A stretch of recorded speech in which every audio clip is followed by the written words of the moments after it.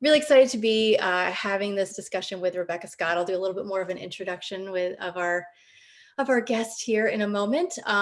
But before we dive into the conversation about self-care and staying motivated and inspired, just wanted to do a little bit of housekeeping and introductions. So we will have the chat available. So if as we're going along, you have questions, have a comment, you want to chime in, I'll do my best to keep an eye on that chat so we can answer those, those questions and respond to those comments. If you are new to the channel, my name is Dr. Kelly Waltman. I am the founder and CEO of SLR Leadership Consulting. And on this channel, we talk about everything, communication, leadership, helping take the fear out of feedback, helping people have more confident communication and just be more confident in their leadership. And I'm going to cheat and look at my notes to introduce Rebecca because I don't want to, to make any mistakes. So joining me today is Rebecca Scott. She is a futurist, business technologist, a strategy consultant, and the founder of Vivid Spring Solutions. She is also the host of the Humans Now and Then podcast. Great podcast. I recommend everybody check that out. The podcast explores how our rapidly changing world impacts people now and in the future. And I'm really excited to have Rebecca here. She brings over 20 years of experience in her career that spans multiple fields and industries. She's spoken at numerous conferences, nationally, internationally, on topics such as innovation, team dynamics, and employee success. So welcome, Rebecca. Anything else you want to add in terms of your background, your work? I think that was a great summary, Kelly. You did a great job. Glad to be here. Thank you for having me. Yeah, absolutely. So before we dive into the topic of self-care, do you want to just talk to us a little bit more about the work you do with Vivid Spring Solutions? Yeah. So last year I had this crazy idea to start this company I call Vivid Spring Solutions. And so I've had the privilege of doing some leadership consulting and workshops with leaders on how to help keep their organization moving forward in difficult times. Also to help kind of keep their people working at their best. And so that's been kind of like the focus of my company. In addition to that, of course, like you mentioned, I post the podcast Humans Now and Then, which I started and launched just this April. And that's been a lot of fun. And I've had a lot of great guests on, and Kelly will be a future guest as well. So I'm excited about that. So it's really just my focus area is trying to figure out how do we make the best of our times, our personal energy, our productivity, and also our ability to innovate and think forward into the future and how we want to shape that future. So those are my areas of interest and focus. Awesome. Yeah, and that definitely fits right in, with our topic for today, the idea of self-care to stay motivated, inspired, for leaders themselves, but also for their teams, and thinking about how that really plays into working optimally, right? So what are some of the ways that you've seen that in your work? Yeah, and I think I had to learn a lot of this stuff the hard way. So I got very burnt out a couple years ago. And what I realized through that experience is that how much it impacted me and my ability to do my work. And so at the worst of my burnout, for instance, people would start to speak to me. And by the time they finished the sentence they started, I had already forgotten what they said. So Wow. yeah, it was really bad. I was very concerned about my well-being because I was having constant pain in my chest, but also the cognitive impacts were pretty scary. I actually Mm. went to visit doctors about it because I was really concerned that my cognitive state may have changed permanently. And so I started seeking solutions, realizing I wasn't the only one out there experiencing burnout, but finding the solutions to be relatively insufficient. Things like go take a vacation, take a little bit of time off. But the research shows that those things aren't really productive. They don't really work. What really works is changing the way that you approach life, your work, and your well-being. And so I took a journey to try to get well again. So I did that and did a lot of my own research around what was working and about people, and did a lot of self-reflection, and found, a lot of things that were really important to help me become well and work at my best, and started doing some public speaking on the topic, and found people found it really useful, because the reality is that the old solution of get over it or the old solution of taking a little time off isn't it anymore, especially now in this day and age. We need to focus on our well-being. And so it really put me on that path. And some of those are kind of unconventional things we think about for well-being. Yeah, absolutely. We were chatting for a little bit about our respective vacations that we Mhm. managed to make happen this summer. And, it's so interesting that vacations can be so refreshing and renewing and really beneficial. But at the same time, there's often a lot of stress that comes along with taking that time off, right? Like the Mhm. lead up to vacation, all of the work you need to do ahead of time, and then the catch up afterwards. So it's certainly not to say that we shouldn't do it, but Right. it is interesting, like you said, that to just say almost like a platitude, like, oh, we'll just take a vacation, that makes everything better. It's like, well, there, it's a double-edged sword there. It is. Yeah. Because if you haven't gotten down to the root cause of what created your burnout or stress or exhaustion, it's not going to solve itself or go away on its own. You really have to change the way that you approach your work or your life in order for that to get better. Yeah, it's an excellent Yeah. point. Otherwise, the vacation is just this maybe little mini escape, but it's just kind of a small band-aid that's not really going to fix that underlying issue and what's going on. That's a Yeah. great point. That's right. That's right. Yeah. So have you seen, throughout your work, both either people as individuals, or have you seen teams coming together and really starting to focus on this? Have you noticed a Mm. shift within organizations to make this a priority? Yeah. I've noticed an awareness. Mm, And I think it's almost like a step one. A lot of organizations and a lot of leaders saying, I recognize there's a problem here, hmm and showing and demonstrating some level of care and empathy for their employees and saying, I don't want, like I've had a lot of leaders have that conversation with me. I don't want my employees to be in this circumstance. I see that they're struggling. I understand that they're tired. I'm afraid they're going to get burnout. What can I do to help them? mm, And I think the one thing that needs to shift now is beyond just the fact that that awareness happens or that desire to make a change, is how we actually go approach our work needs to change. And that has not kind of met up with that desire towards helping people's well-being. A lot of organizations still focus on things like health club memberships and and those kind of more traditional well-being initiatives, but that isn't necessarily the same as wellness.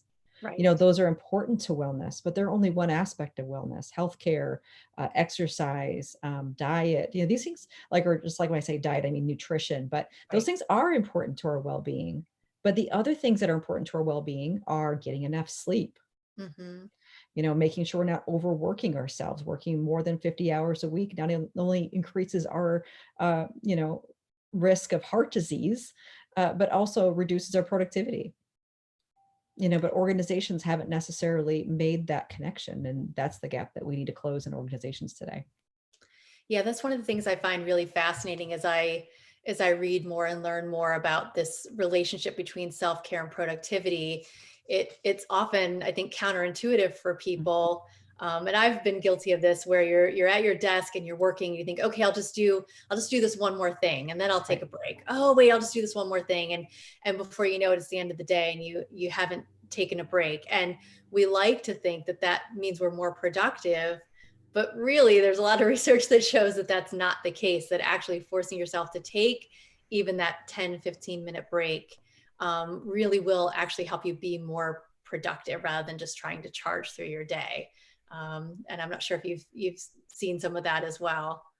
Oh, absolutely. I mean, there's a reality about the capacity of our brains, and our Mhm. brains are amazing, right? It's amazing what our brains can do. But there's things they can't do very effectively. One is what the multitasking, Right. we fool ourselves into thinking that we're great multitaskers, but most of us aren't. There's a very small percentage, like in the single digits, of people who can multitask effectively. Most of us are just rapidly switching tasks. And the problem that Yes. with that is that, first of all, our focus is diminished on each of those tasks. So we're not going to, execute them to the same level of quality. hmm But we also exhaust ourselves. It's tiring. It takes a lot of our mental resources or energy to switch tasks like that constantly during the day. So that's why we're tired at the end of the day. And we feel like, yes, I've been working 8, 9 hours today, but I don't feel like I got much done. And there's a reason for that. And one reason why is because we haven't really found that place where we work at our best, maybe our flow state, the place where we find our highest level of productivity, where we have a lot of energy. So that's why we're feeling drained at the end of the day and feeling like we didn't accomplish as much as we could. Right. So those are things that we need to think about when we approach our work. And it's interesting. I'd not really thought about this before. This just occurred to me, the idea of I've actually did a YouTube video on multitasking, and so I have Yeah. thought about, the kind of the myth of multitasking, and yes, how exhausting it is, and that, yeah, we're really just switching tasks really really fast. But it's interesting to think about this almost in terms of self-care. In that video Mhm. I talked about um, maintaining focus so that you can be more productive. But I never really thought about that in terms of a true way of self-care, Mhm. setting aside time to really focus on something, and setting those boundaries in terms of maybe when you're available, when you check email, Yes. when you answer text messages, those types of things. I think we tend to feel that we need to be available and on all of the time. And not only is that making us exhausted and we're not as productive, but yeah, that really is all that we're not taking care of ourselves by really behaving that way, and allowing ourselves to just constantly be bombarded with messaging and tasks. I never really thought about that in terms of that in and of itself is self-care by setting some of those boundaries. Oh yeah, and it's critical. I mean, no is one of the most important words that I've learned to use more effectively. And we have to recognize a few things that make this uncomfortable for us as people, as human beings, because we are wired for connection. We are Mm, wired to help the people around us for our own self-protection. Like back in the day, thousands of years ago, this was a survival mechanism. We belonged to a group and we helped protect one another from animals or other tribes or things. We work together for survival reasons. That looks much different today, even though our brains work much the same as they did thousands of years ago. The threats that we face today are more around the sense of maybe we don't belong, we're not accepted. Maybe we have threats to our ability to continue in our jobs or be promoted, or and these kind of things feel very threatening to us, and so it really drives us towards overwork and not really prioritizing our self-care because we're thinking so much about what other people might perceive of us, or not letting other people down because feeling that's threatening. And that's perfectly natural as a human being. But if we don't take care of ourselves, the reality is that eventually your body isn't going to be able to keep up the pace that you're trying to. It's just not realistic. You're going to have health problems. You're going to be exhausted. You're not going to be able to work at the same level. You can only do it for so long. And so you learning to protect your own self-care is critical for you to be able to help other people effectively.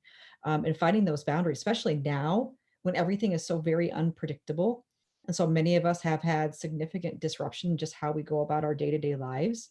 If we're not realistic to the fact of how that's impacting us, physically, cognitively, psychologically, if we're not mindful of that and don't take care of us, given this significant disruption, we're gonna experience some problems moving forward. A lot of organizations, a lot of teams, a lot of people are experiencing this today and don't know how to care for themselves, given the increasing demands that they feel in their environment. So yeah, thinking about, this is obviously an important topic any day, Yeah, global pandemic or no, right. this is obviously something that is very relevant and important to discuss. But Mhm. given the climate that we're in, what are some ways that leaders can help support their teams as they're navigating this current dynamic? Right. I think a lot of it, I mean, there's just like you hear a lot about, empathy, but empathy is huge right now. And just having conversations, honest conversations with people. And I've seen the power of this over and over. And I think this is an opportunity for us to continue to recognize and verbally reward folks that are vulnerable. And they're sharing their stories and sharing their struggles, because all of us are experiencing something different right now. And I think of those that are not, they're remarkably fortunate because most everybody else is experiencing something at different levels. And some people are dealing with problems that are very significant, the health of their family members and loved ones. As parents like you and me, our kids going through different levels, of different disruption at school, with their friends, with events if with, their own stress around living in a global pandemic. Um, and so, and also people that I want to also acknowledge the people that are alone, that have been Yes. alone for months, Yeah. not working in a workplace, maybe are single and are at home and really struggling with loneliness. Loneliness was an epidemic before the pandemic started. And now we're talking about significantly more impact from loneliness, whether you are someone who's single or someone who's even in a family missing your coworkers and colleagues. It's a real problem. But one of the things leaders can do besides just being empathetic and listening to what people are experiencing is being mindful that you cannot you pretend like this isn't happening. Right. You can't try to meet the same demands that you tried to meet prior to the pandemic, because people will try to meet those demands, Mhm. but they probably are going to fail. And that level of stress is probably not going to help you meet that goal any better. So sometimes just thinking about how can you readjust goals to make them more manageable during this time is critically important. Not even just for the people and individuals in your team, but also for your company or your team in order to meet their goals, because you just have to be realistic about what's possible in this day and time. And that's one of the things that a lot of leaders have been trying to figure out. That's an excellent point, and I completely agree. It's tempting to just say, especially for places that maybe weren't remote before, but now Mm, your staff are remote, to just have this expectation that they'll just do everything they did before, but just do it remotely. right. And sure, I mean, that might be an adjustment for people anyway. If they've never worked remotely before, that could be a big adjustment. But especially given all the other trappings that are coming along with this new situation, to just expect that everything can just shift and keep everything else the same is certainly not going to be productive. And again, I agree. It's just like for ourselves to understand that we are actually going to be more productive when we take breaks and take care of ourselves. For leaders to understand that by allowing their team to figure that out, and by adjusting expectations, you're actually going to help be more productive in the end, because you'll be taking care of your people. They won't feel burnout. They'll feel appreciative. And Yes. they'll be in the position to be there for the long haul, rather than just having this kind of short-sighted maybe objective. By caring for people, you'll end up being more productive and more successful in the long run. Oh, absolutely. And it's like one of those moments that I've seen a lot of people experiencing lately where they just people exhale. Because like, oh, thank goodness you understand. Right. That means so much to people. And it means, and just think about how it means to you individually, whoever's listening. It means so much to everybody to feel like they're understood and that someone has their back. I mean, it's so important. I think the other thing you mentioned just now too, that I think is really important is that you bring your team members together to help solve these problems. Yes. Bring them to the table, get their ideas and have an open dialogue. Because I think that's so critical. And leaders, I think, put a lot of pressure on themselves sometimes to solve the problems and have all the answers. But this is not, I mean, if any leader out there has been through a global pandemic before in this environment, wow, you know, maybe you have more answers than most, but it's okay to say you don't have the answers. It's okay to say, I need your help, or let's come together. And what you're going to notice from that too is that your people are going to trust you because they feel like they're seen and heard, which goes a long way.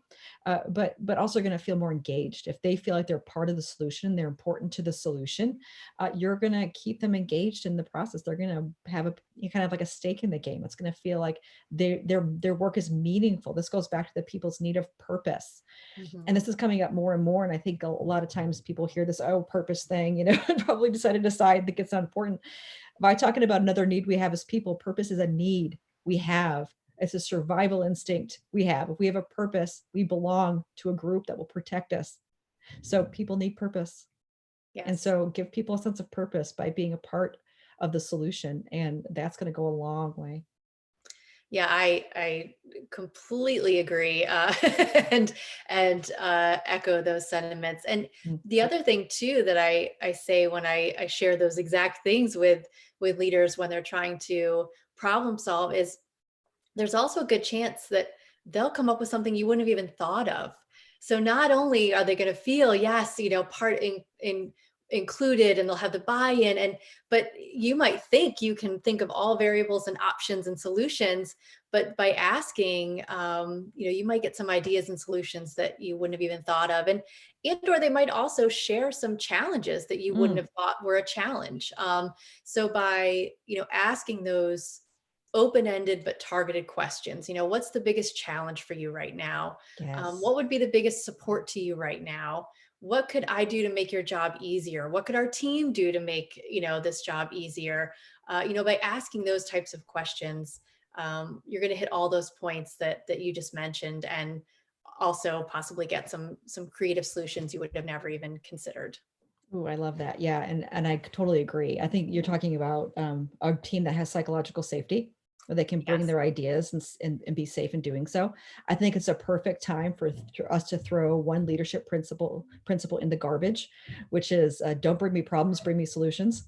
Yes. Not now. Not now. Yeah. No, that goes in the garbage can. What we Right. need right now is like if people have problems, let them bring it to the team because as you mentioned, everyone has a different perspective.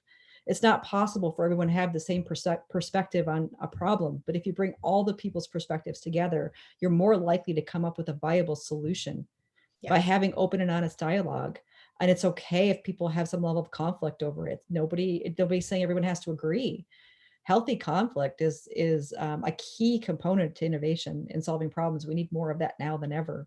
Yeah. But opening up that dialogue, inviting people to the conversation. I say like having people bring their Legos.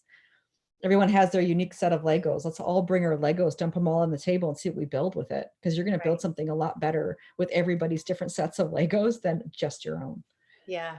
That's Yeah. great. I love that. Yeah.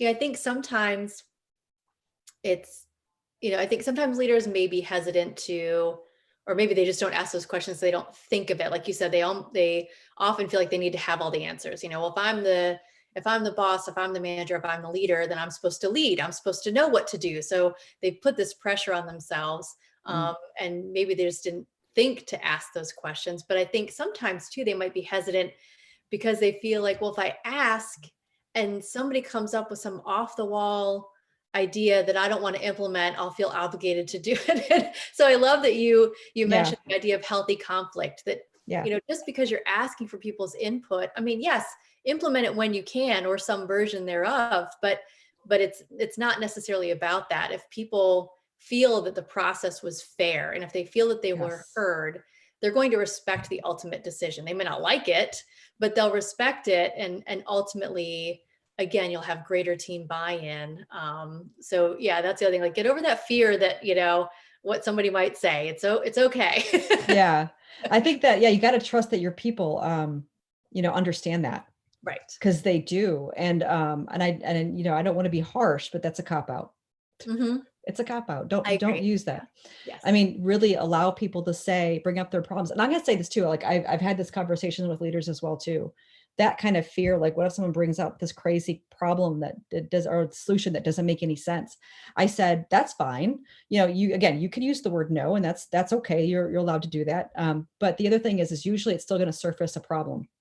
So if you Right. don't understand the solution, ask them the problem they're trying to solve in a reflective way, not in a judgmental, like, what problem are you trying to solve? But rather, Right. Right. let's surface Right. the problem and talk about the problem because maybe you'll come up with a different solution that works better. Yeah, that's part of psychological safety, people being able to bring up problems, having an open and healthy conflict and resolving that in a respectful way. That's a high functioning team. Yeah. Absolutely. Yeah. So in thinking about, again, some ways that we can take care of ourselves, we can practice that self-care.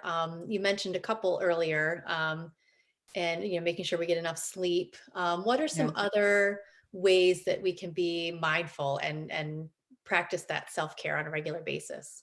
Yeah, there's a lot of things that we don't think about in relation to self-care. I'm going to bring up a few that probably, again, that people probably aren't in front of mind. We think about self-care again. We think about exercising and eating right. And those things are important.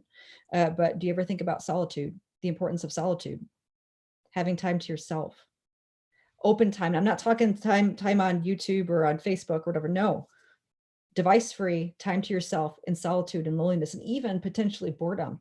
That might sound crazy to people. There are immense cognitive benefits to solitude, whatever that looks like. For me, it's going outside. I'll sit outside on my patio, have no phone with me, and sit there for 10 minutes. It is so refreshing.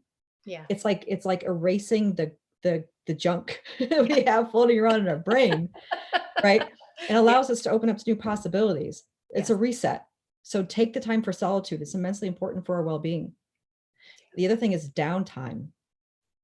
Have like real downtime where you just, and that can look like anything, whatever that is that you enjoy to do, even if it's just sitting around playing a game with your kids, or even if it's, if you got to binge on Netflix for a couple hours, I'm not judging. As long as you don't do that for like every day, it's cool. Every once in a while, it's all right. But you need downtime. You need it. Yes. It's Yeah. important. So those of us that are trying to work all hours of every day, it's not sustainable, and your brain can't handle it, and your well-being is going to suffer, and you're probably already feeling it. It's okay. It's okay to have downtime. And I've Right. been forcing myself to have downtime lately. And it's been eye-opening, eye-opening to me, because the studies say between 4 and 7 hours of downtime every day. And for Wow. people who are working and are parents and have other things going on, that's not easy. And I can't ever meet that. But that's really a realistic wake-up call to what we really should be thinking about in relation to being human and our Right. limits that we don't handle well today. But those are important to our well-being. And then the other things, of course, like I mentioned, don't underestimate the power of purpose. And that doesn't mean quit your job and go be free, and because that's not realistic. But it does mean like find purpose in what you're doing, find meaning in what you're doing, making sure that you can connect your personal contributions to anything that you're working on. That is critical to your well-being. Really important. Yeah. I completely agree. Yeah. Um, thinking about a couple thoughts come to mind is what you were just saying. One, when you said about, sitting outside, it's hard to overstate the benefits of being in nature, even just a Mm. few minutes each day. And I know if some people are in a more urban environment, that could be tricky. Maybe there's a park, or, even if you could, yeah, sit out on your balcony with a plant next to you, just something, but any way Yeah. that people can connect with nature, there's, yeah, a ton of research that shows the benefits. Our brain chemistry literally changes when we spend time in nature. So that's a big one for me. Being outside, being in nature, is huge. And yeah, I've really worked, it's ironic to say worked, but worked on being more intentional this summer on that concept of downtime and doing nothing. I think that's another thing we tend to feel guilty about. I should be doing something right now, whether that is, even if that's reading a book, which can be really joyful, and I like to do that, but are you doing it because it is a sense of relaxation, or because it's another thing to check off your list? What's the motivation behind it? Is it truly about downtime for you? Because we do feel the need, I think, often to just pack our schedules. And so that's really important. I really like that you mentioned that. Yeah, it's so important. And I think it's like one of the messages we see out in social media and out in the world about, this hustle culture, or we're putting lots of hours in. And there's a lot of folks that really believe in that. And of course, yeah, the more you put into something, of course, the more you're going to get out of it. But if you do it to the level that's unhealthy, the consequences to that, you need to really think hard about what you're willing to give up to achieve that. And figure out if it's worth it. What's the sacrifice done onto your health, but to your family or to your friends, or other areas of your life? Is that conducive to your well-being? Right. And I think it's important. And I want to mention one thing too about nature, because I'm with you 100% on that. And there's a book I read called Nature Fix. And so it's a great book that has a lot of research and talks a lot through a lot of those concepts you're talking about around. I wish I could remember the author. I don't remember off the top of my head, but it's called Nature Fix. That I do Okay. Yeah. remember. I'll Yeah. have to check that out. Yeah. Thank you. Yeah. Yeah. Sure. Yeah. The other thing is, and you were talking about kind of the exercise, even if people aren't really into true, working out per se, Yeah. even just going for a short walk, some type of movement is really helpful as well. There's just tons of benefits, both, mentally, physically, all over. So in whatever way that works for people, riding a bike, going for a walk, or just, whatever they can do to be outside and spend some time. And if they have mobility issues, even if they can do something like with their arms, like doing some weightlifting, whatever works for people and resonates with them, to try and move their bodies. There's just so much benefit there. It doesn't have to be that you go to this crazy CrossFit workout and push yourself to the Right. limits. I mean, that's awesome for people who do that, but it doesn't have to be that intense, but just something to move your body. Yeah. And so I had a great conversation, as a guest on my podcast. His name is Darian Parker. So it's Dr. D's Social Network is his podcast, if you want to go check that out too. Okay. But one of the things that he talked about is just how do you get people on a fitness routine? And he's like, well, the first day you just, go put your shoes on, and then put your shoes away. You've done that. Next day, put your shoes on, walk to the door.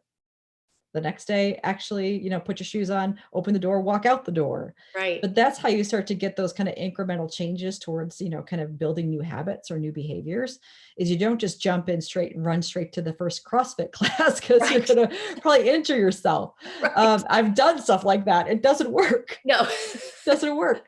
But if I go take my dog for a walk for 10 minutes, boy, Yeah. that's better than nothing. And I sure feel better after I've done that. So yeah, Right. little things like that make a big difference in our well-being. And again, there's tons of research to back up just movement. And even if, like you said, if you have limitations to your movement, there's a lot of great, to say, I don't want to kind of make this too simple, but there are some great opportunities online for people to find different types of accessible workouts, which is great. Even if they're short and, whatever you can do, it makes a big difference. Right.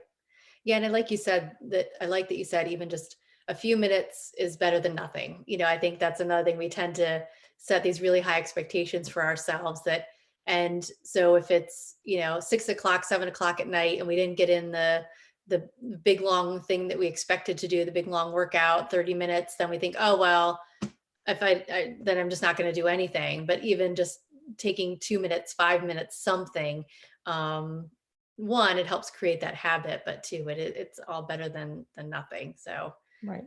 yeah, give ourselves a little grace. And Yes. and if we miss a day, that's okay too. Not to not to beat ourselves up and feel guilty if we don't do it every single day, but more just kind of having that be a practice of general self-care.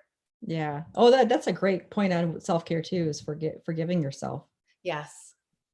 That's Yeah, huge. it Yeah. is. Don't live with guilt or regrets or feeling like you failed in any respect. Forgive yourself.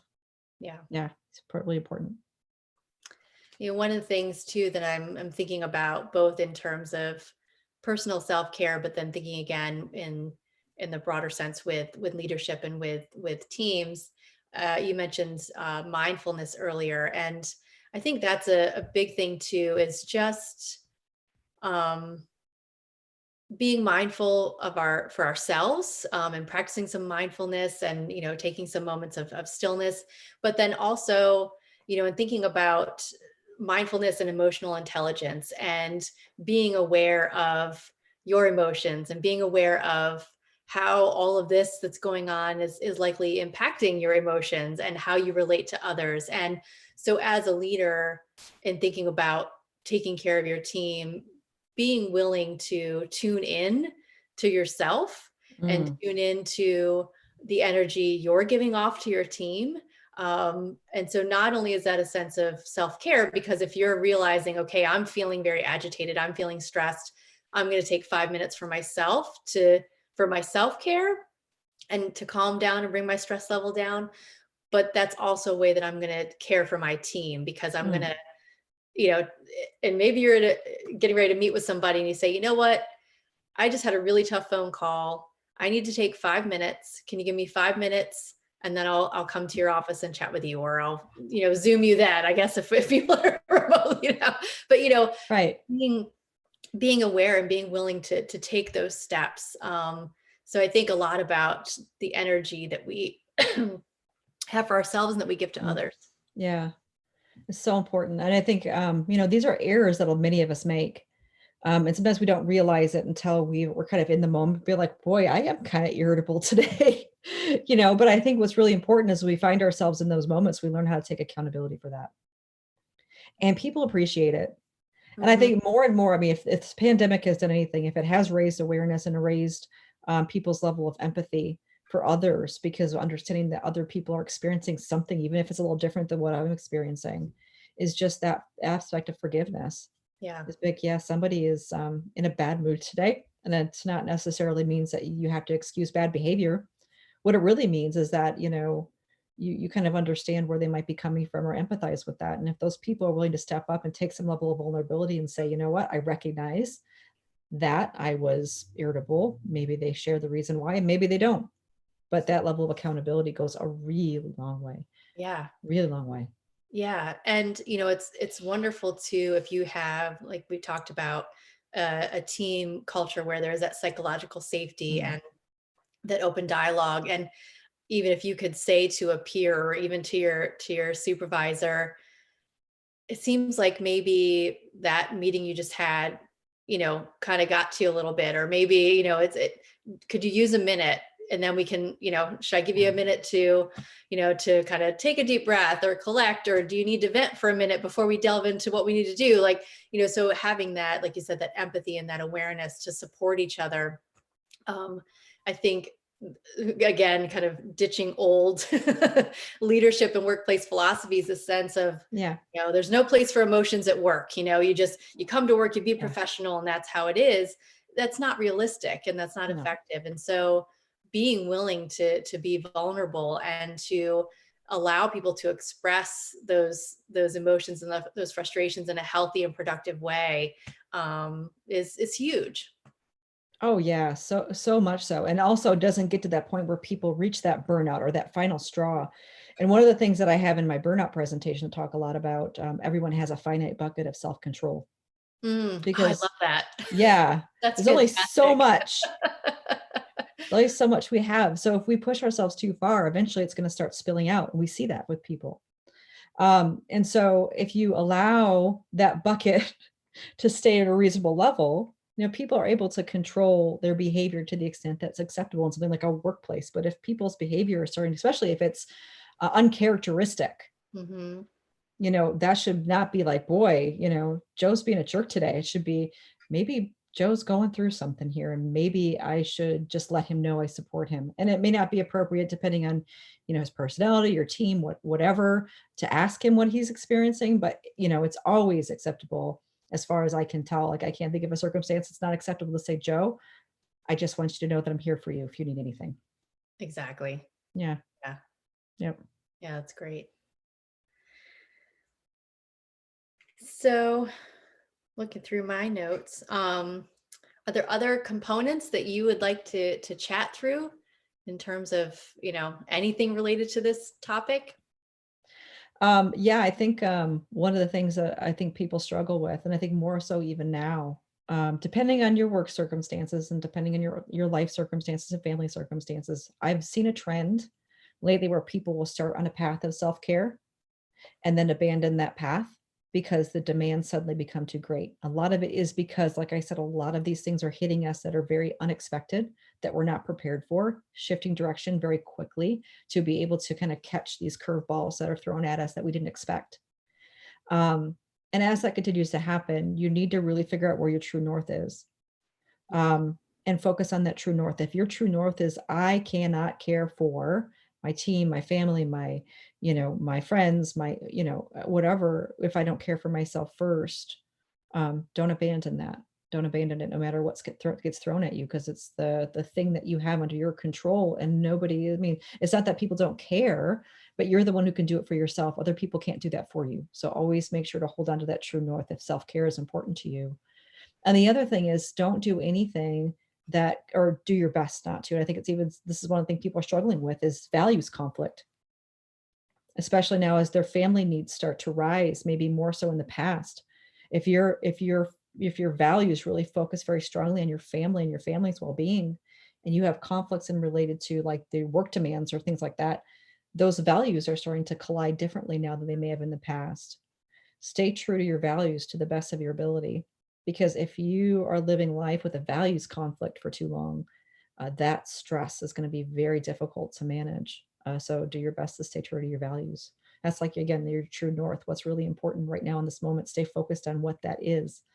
Don't abandon it, and keep that focus and that direction as simple as possible so that you can be successful at it.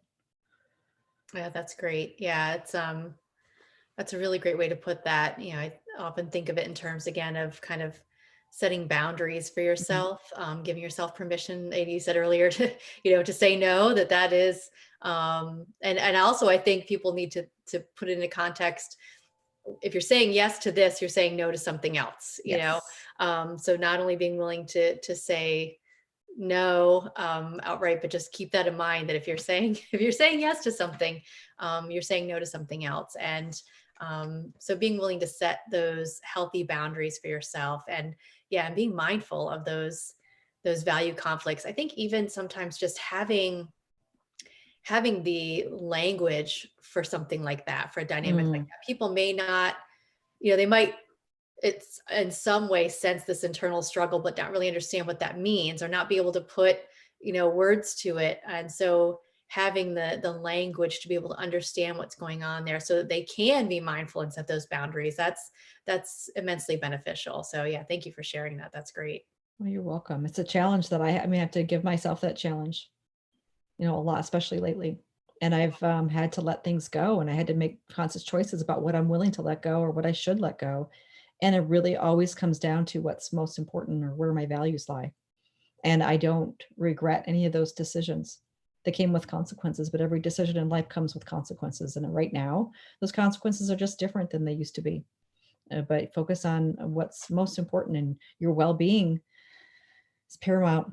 It's really critical. And all of you, and I don't know all of the people listening or watching, of course, but you're all important, every single one of you. So take care of yourself. Yeah. Yeah.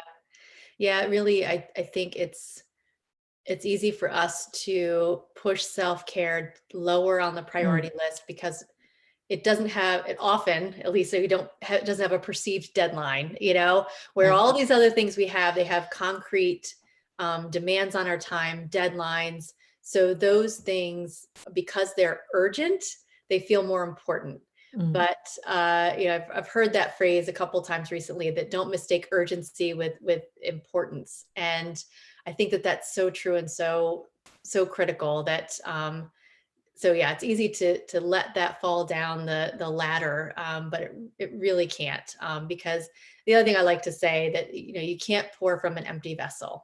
You yes. can't care for others if you are depleted, and so it feels selfish, I think, for some people, and it feels like, okay, well, that's something I'll get to later. This is really what's important right now, but giving yourself that permission and understanding the urgency of self-care to keep yourself well. I mean, it's Mm, at the most basic level, just to keep yourself well so that you can keep doing what you want to do. yeah. But understanding that really taking that time and making a priority is actually, yes, it's going to help you be even more productive, be inspired. Like you said, give your a chance to clear out the junk, like clear out the cobwebs, Yeah. all those things will flow more readily and easily when you take that time. Yeah, you really can't overstate the importance of it. Absolutely. And one of the things I want to, and this might be another one of those things that might seem stark to people, but I think it's an important point to make. And you mentioned there's no, obvious deadline to, our well-being or figuring out when that needs to be done. The reality is all of us have a deadline. We just don't Yeah, know what it is. right. Yeah, We don't know what it is. And so take care of yourself before that deadline hits because you yeah, don't want it to hit unexpectedly. yeah. And I think that's twofold. On one hand, yes, you don't want to hit unexpectedly. You want to take care of yourself and hopefully, give yourself as many days as possible.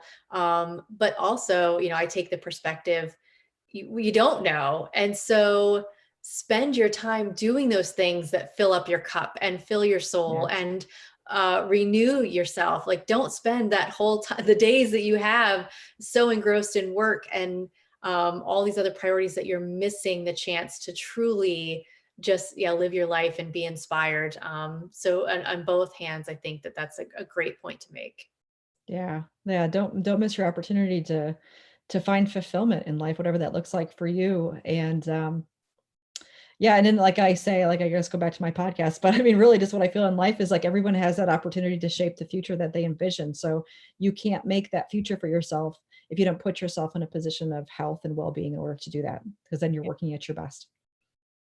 Yeah. Yeah, that's great. So I will make sure that all of your, your website and all that stuff is in the description for the video when the replay, because this will be available on replay after the live is over. But where can people find you? Just to give them kind of that verbal heads up, and then I'll make sure they have that in the description. Sure. So you can find me on social media. So primarily LinkedIn, Instagram, Twitter, and Facebook, whatever they're called. All the things social. It's all the social stuff. So at Humans Now and Then, or at Vivid Springs, and then also on LinkedIn, you'll find me under R. Scott CBAP. So feel free to connect with me on any of those platforms. Happy to kind of have a chat, or you can follow along the journey. And also, please go ahead and listen to Humans Now and Then. Check it out on all your major streaming platforms. Awesome. Yes, I highly encourage everybody to check out the podcast and and to connect. And thank you so much, Rebecca. This was fantastic. I really enjoyed this conversation. Well, thanks, Kelly. I appreciate you having me on. Yeah. All right. Well, with that, we will go ahead and sign off. Thank you, everybody, and have a wonderful day.